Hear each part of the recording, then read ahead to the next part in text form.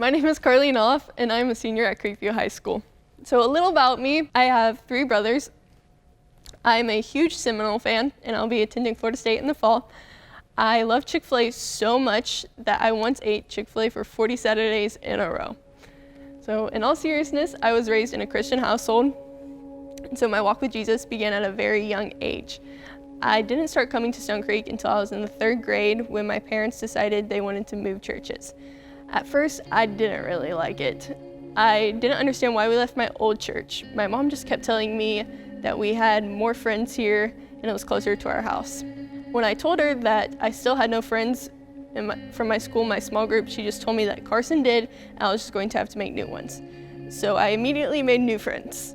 Not.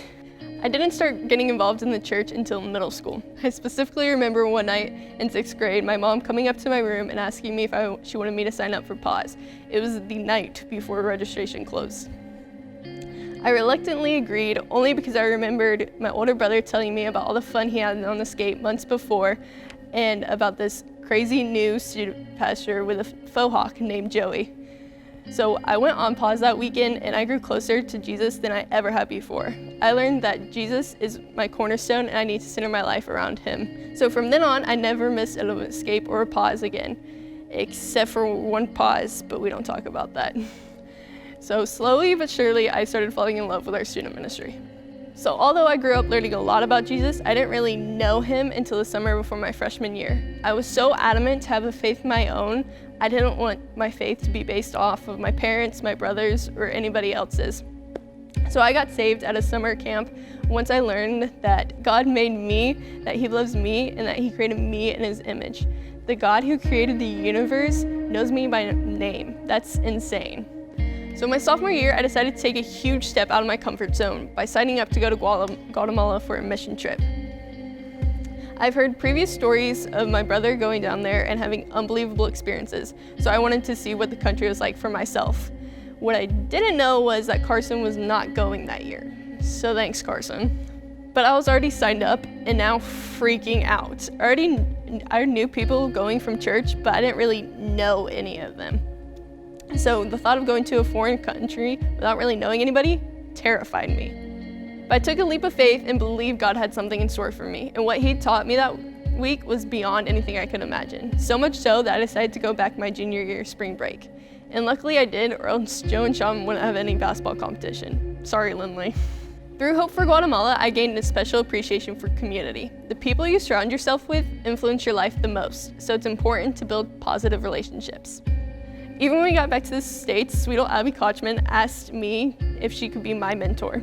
And I'm so thankful for the love of Jesus that she spreads because she has forever impacted my mindset. Before Guatemala, most of my time was spent stressing over basketball. I've been playing since I was in the 2nd grade. I just love the sport.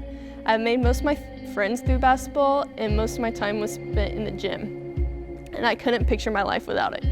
I soon came to the harsh realization that the sport I loved so much was also causing my anxiety.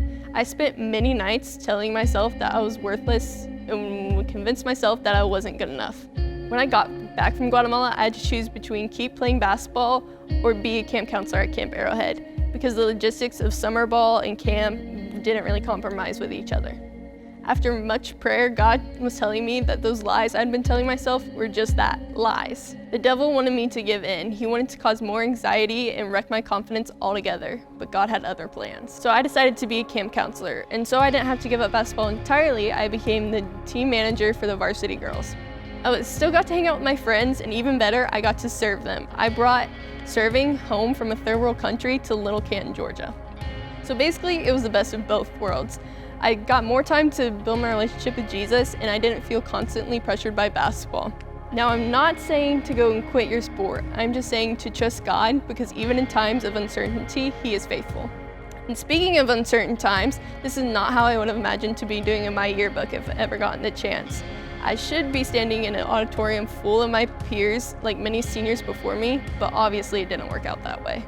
I also didn't imagine my last day of high school being on March 13th and every major senior event canceled or postponed, only hoping to get the chance to graduate.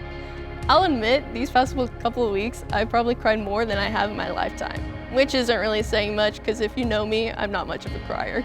It's been hard to process that these events I've been waiting over a decade for have just been swept away with no real closure.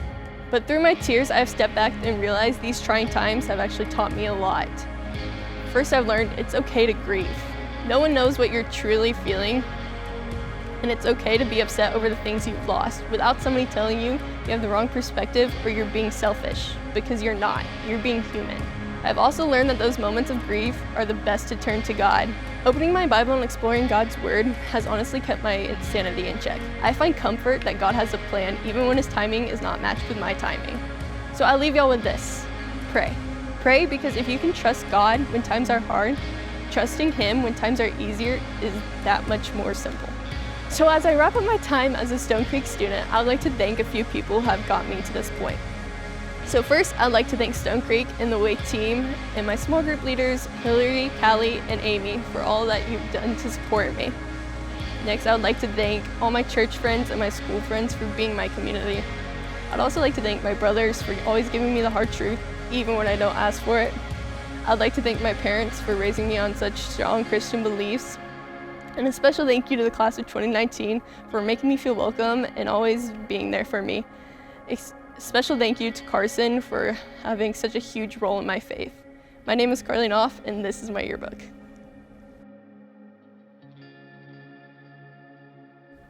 Wow, wow, wow, what an amazing talk from the one and only Carly Knauff. Carly, thank you for sharing such a great message, and you're seeing the light in the midst of the darkness. You're handling this so well. Thank you for your encouraging words. Listen, if this was your first time here with us or your first time checking this out, we would love to take care of you and send you some gifts. And the way we do that is you text FTG to 833-710-0288.